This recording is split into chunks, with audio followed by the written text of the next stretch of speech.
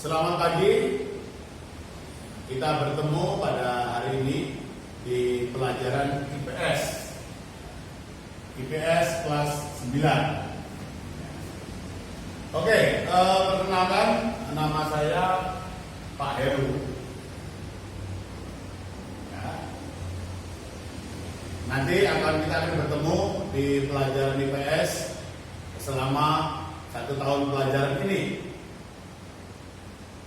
Sebelum Bapak meneruskan pembelajaran, nanti kita harus sepakati bahwa dalam proses pembelajaran jarak jauh ini, Bapak akan mempergunakan media seperti sekarang ini video, bisa nanti kita share di YouTube atau nanti kami share lewat grup di kelasnya, ya. Lalu kalian bisa merespon apa yang kita sampaikan itu bisa lewat WA. Jadi kalau kalian mau lewat WA, ini nomor Bapak, ya. Atau kalian bisa merespon, berkomunikasi lewat email, ya.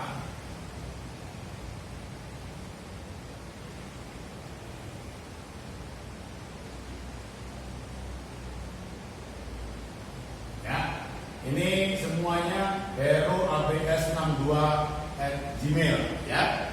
Oke, selama 1 tahun pelajaran ini akan ketemu dengan Bapak. Lalu yang kita bahas adalah ada 4 bab ini. Yang bab pertama, interaksi antar ruang benua Asia dan benua lainnya. Nanti Bapak akan sampaikan materinya dan rangkumannya pada hari ini. Tolong kalian siapkan juga buku catatan. Di buku cetak kalian ada juga, tetapi Bapak minta kalian bisa mencatat sesuatu hal yang menurut kalian penting, kalian bisa catat. Ya. Karena di akhir pertemuan kita pada hari ini nanti ada kuis atau pertanyaan-pertanyaan yang nanti saya akan berikan, kalian bisa jawab. Nanti bisa di Google Classroom atau kalian bisa di email Bapak, gitu ya. Baik, ini yang bab pertama. Nah, dari judulnya saja, interaksi antar ruang benua Asia dan benua lainnya, ini kalau di SMA ini sudah dibilang bab 1 ini berhubungan dengan mata pelajaran geografi, IPS geografi. Ya. Berikutnya, yang bab 2, perubahan sosial budaya dan globalisasi. Pelajaran di bab 2 ini kalau dipisah, ini sudah termasuk IPS sosiologi. Ya. Lalu bab 3, ketergantungan antar ruang dan pengaruh terhadap kesehatan masyarakat. Dari judulnya ini termasuk ke dalam IPS ekonomi. Lalu bab 4, kehidupan masyarakat Indonesia sejak awal kemerdekaan hingga reformasi, ini masuk ke dalam IPS sejarah. Baik. Ya, tolong bicara dulu ini yang nomor telepon, handphone Bapak sama email untuk nanti kita berkomunikasi lebih jauh lagi, ya. Baik. Sudah? Kalau sudah, Bapak akan hapus. Bapak akan hapus. Baik, kita akan memulai pertemuan kita perdana ini. Kita akan bahas bab 1. Nanti Bapak akan tampilkan di layar di sini. Jadi kalian masih memiliki waktu untuk mencatat. Ingat ya, mencatat, ya. Baik. Nah, setiap awal bab kita harus tahu selama bab ini apa sih yang kita akan capai. 1. Setelah mencermati letak dan luas benua di dunia, peserta didik mampu mengetahui lokasi dan batas-batas setiap benua dengan tepat. Tahu batas-batasnya. Yang kedua, setelah mencermati kondisi alam benua di dunia, peserta didik mampu mengidentifikasi perbedaan kondisi alam setiap benua dengan benar. Apa bedanya Asia? Kenapa berbeda dengan Australia, Afrika, Eropa, ya, dan seterusnya. Setelah membaca dinamika penduduk benua dunia, peserta didik mampu menolak dinamika penduduk setiap benua di dunia dengan tepat. Dinamika penduduk. Nanti Bapak akan tampilkan ya, piramid penduduk. Bapak akan kasih penjelasan singkat. Ya. Berikutnya, nomor 4. Setelah menganalisis pengaruh perubahan ruang, interaksi antar ruang benua, peserta didik mampu menilai pengaruh interaksi antar benua. Jadi ternyata ada pengaruh interaksi, komunikasi dan sebagainya dalam tanda kutip. Ternyata alam juga itu ada prosesnya begitu. Nah, nanti kita akan jelaskan. Oke, kita akan lanjut.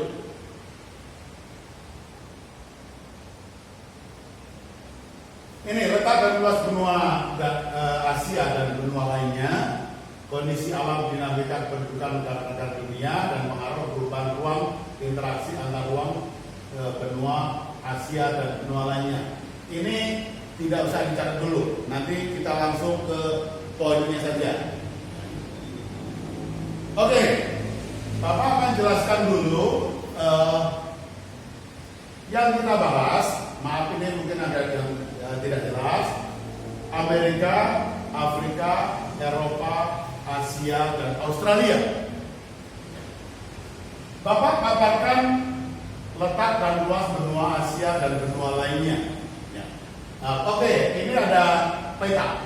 Ya, ada peta. Nah, Bapak ingatkan kembali bagaimana membaca peta karena nanti kalian akan berhubungan batasan wilayah benua itu di mana? Batasannya dengan mana?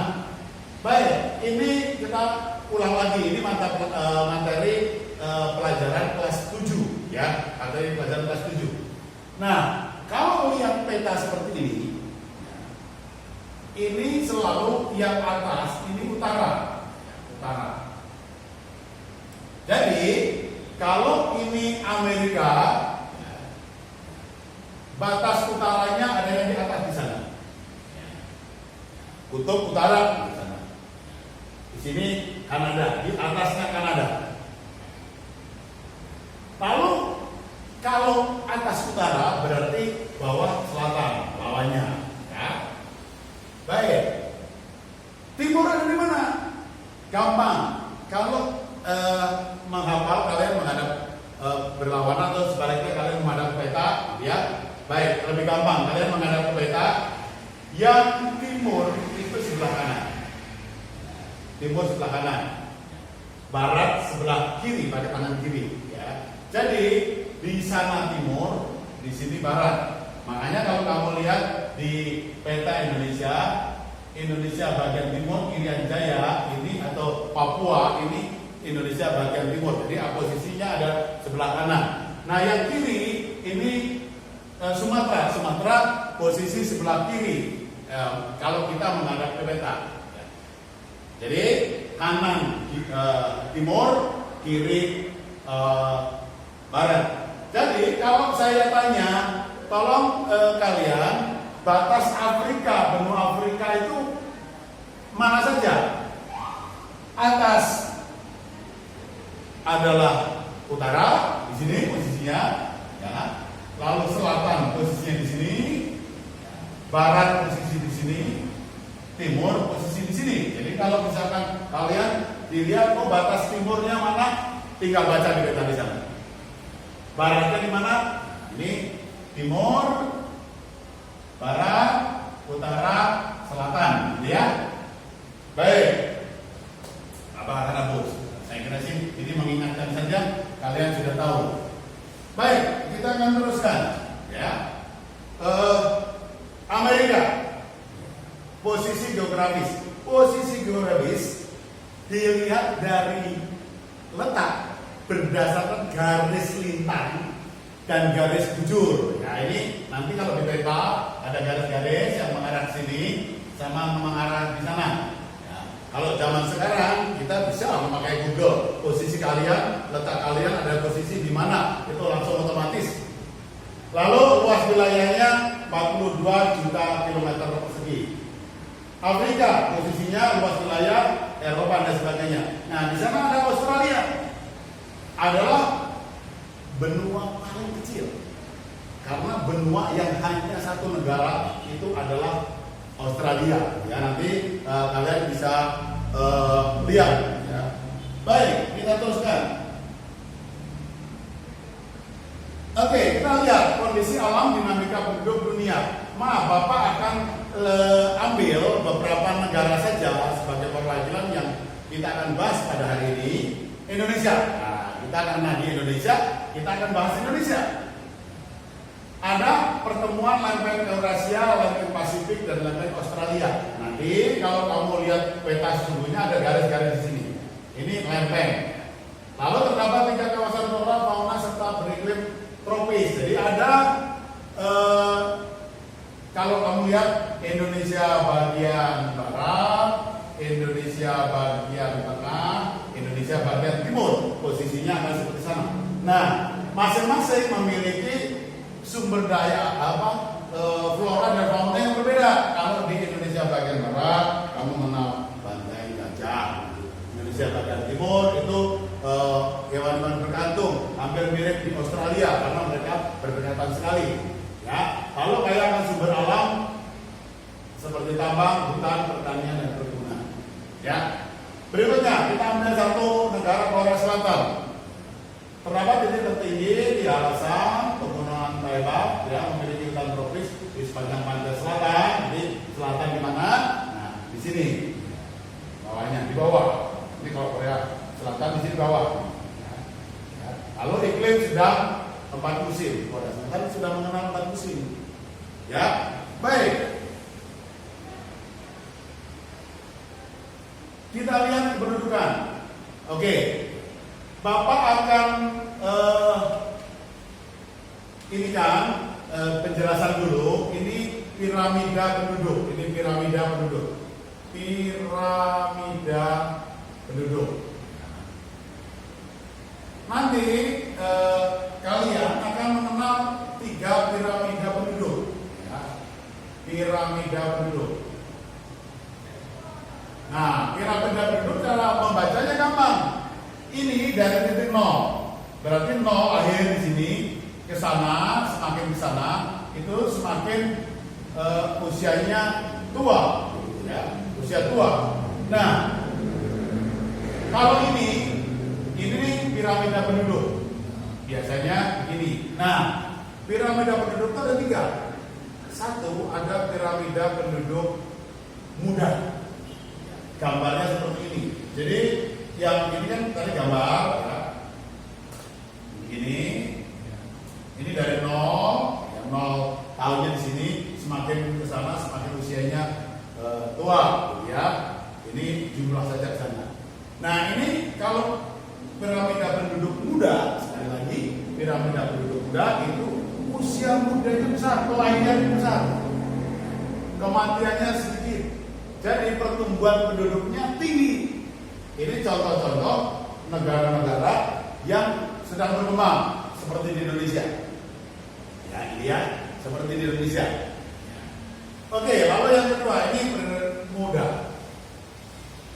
Nah, stasioner itu gambarnya hampir begini, hampir sama. Ya, jadi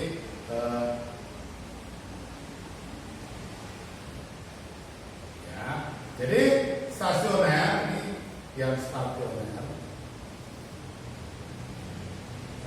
itu yang muda, ini dari 0 muda ke yang tua hampir sama ke muda.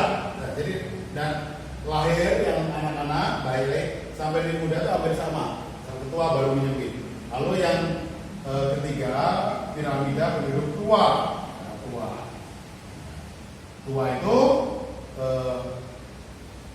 kecil ke besar ini.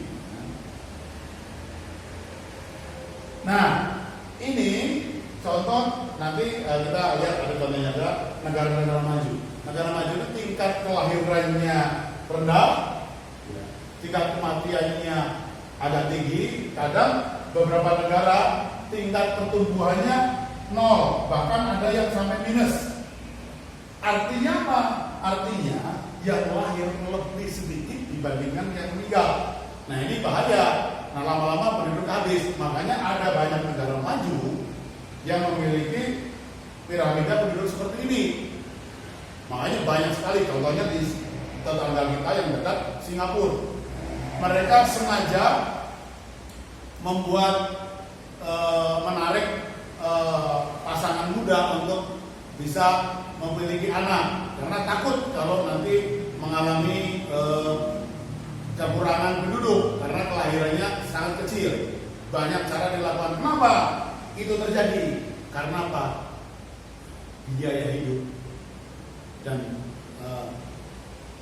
pengasuhan anak itu tidak gampang, sehingga mereka punya kecenderungan, udahlah saya nggak punya anak dulu atau punya anak sedikit. Oke ya, oke. Nah kita lihat, kita kembali lagi ke piramida penduduk di Asia. Oke, di Asia penduduknya paling tinggi. Karena apa? Di negara Asia itu 59% jumlah penduduk dunia ada di Asia. Kalian ingat China memiliki jumlah penduduk kurang lebih 1,4 M. India 1,3 M. Indonesia banyak juga, sekitar 270 juta jiwa dan seterusnya. Jadi mayoritas penduduk ada di Asia. Lalu keragaman budaya penduduk sangat tinggi. Di Asia itu memiliki bentangan alam yang variatifnya sangat banyak. Ada tropis, subtropis, ada yang 2 musim seperti kita, 4 musim dan sebagainya. Kegiatan ekonomi penduduk dominasi sektor agraris. Agraris bagi mereka, ciri-ciri agraris adalah mereka yang negara-negara yang sedang berkembang seperti di Indonesia. Lalu industri kalian mengenal, ada Jepang, Korea Selatan, bahkan China itu negara industri terbaru, jadi baru. Bahkan banyak negara takut dengan China, perkembangan industrinya sangat besar. Ya. Kembali ke Amerika Serikat. Kondisi alam Amerika Serikat memiliki iklim sedang dengan 4 musim. Nah, ini ada di posisi di atasnya tropis, jadi subtropis. Jadi mereka memiliki 4 musim. Topografis sangat beragam, ada pegunungan, gurun, dataran rendah, dan gletser. Gletser itu ada sebagian yang diliputi oleh es. Kenapa dalamnya dikenal ada sekitar Mississippi, air terjun di Niagara, dan lembah Grand Canyon. Oke, ini tadi Amerika Serikat itu ada di Amerika Utara. Lalu Bapak juga ambil satu negara yang di Amerika Selatan atau Chile. Negara terpanjang dan sempit. Jadi di sini ada di pesisir pantai barat di benua Amerika, terutama Amerika Selatan, dan lama-lama terkenal gurun Atacama. 2/3 bagian utara Chile terletak di lereng Nazca. Ya. Berikutnya, kondisi kependudukan. Ingat, tadi Bapak sudah jelaskan. Nah, ini Amerika Utara, ya, terdiri dari Amerika Serikat dan Kanada. Ciri-ciri negara maju, Bapak ingatkan kembali bahwa di Amerika Serikat, Kanada itu negara maju, memiliki piramida penduduk tua. Beda dengan Amerika Selatan. Amerika Selatan itu mayoritas adalah negara sudah berkembang, posisinya piramida penduduk muda.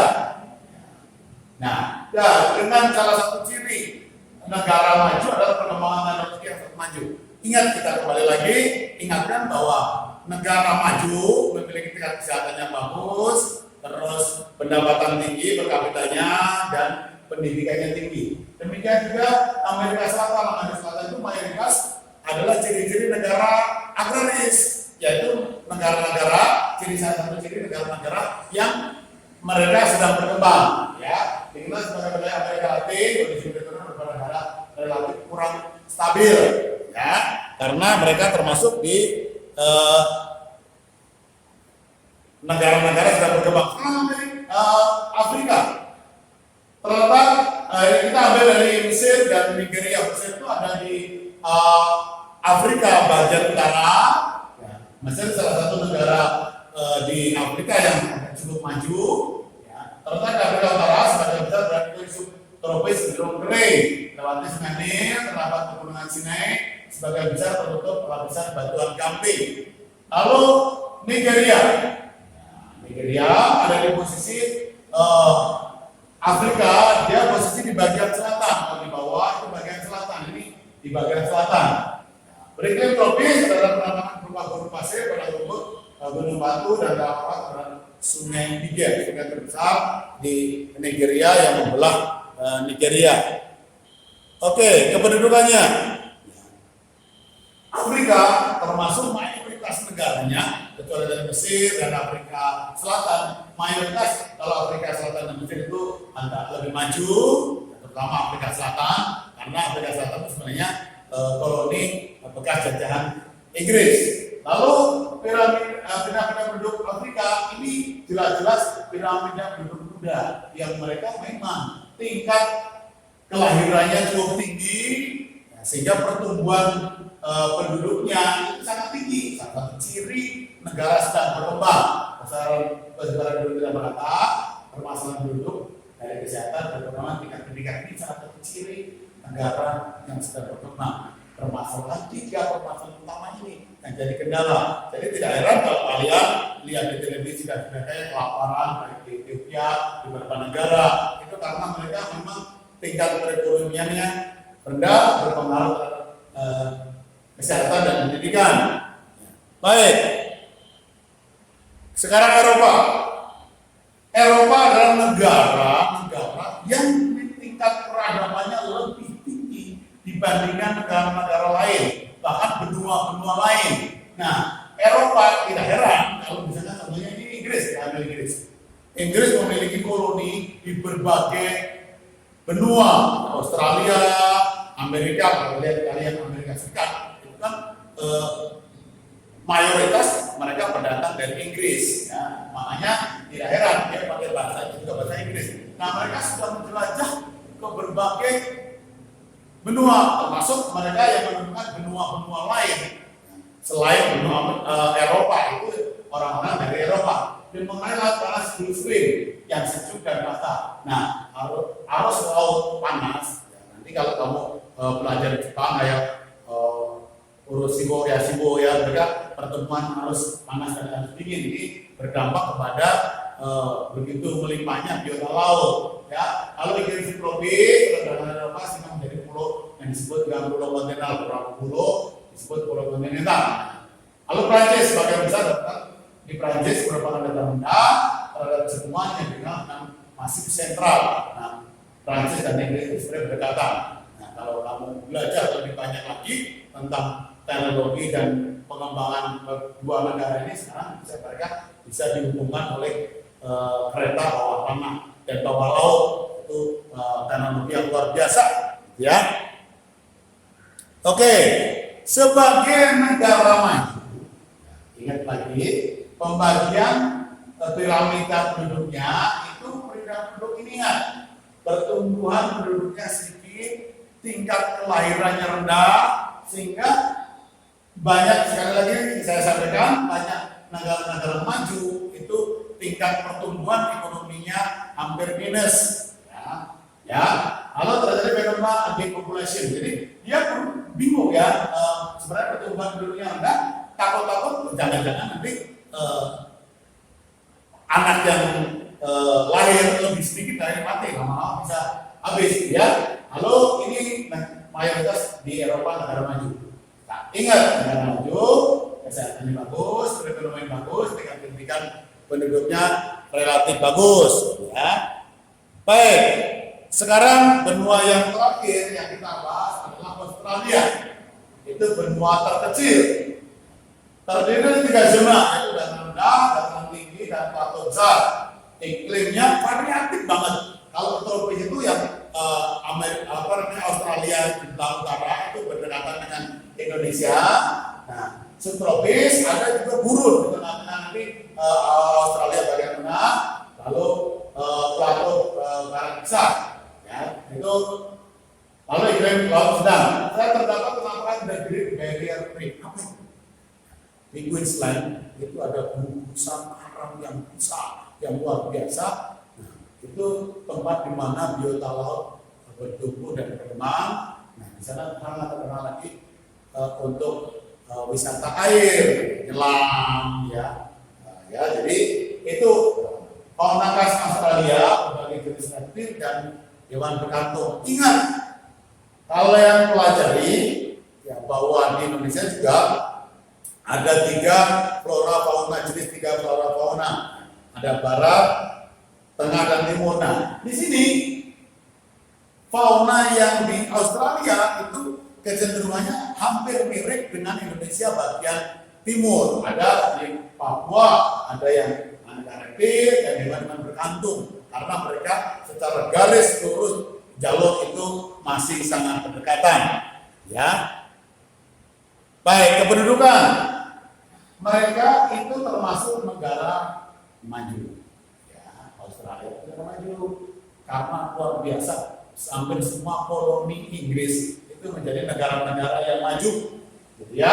Perekonomian disebut oleh sektor pertanian, perkebunan, dan jasa. Pertumbuhan penduduk lambat, salah satu ciri negara maju, pertumbuhan penduduknya lambat. Baik, itu bahasan kita.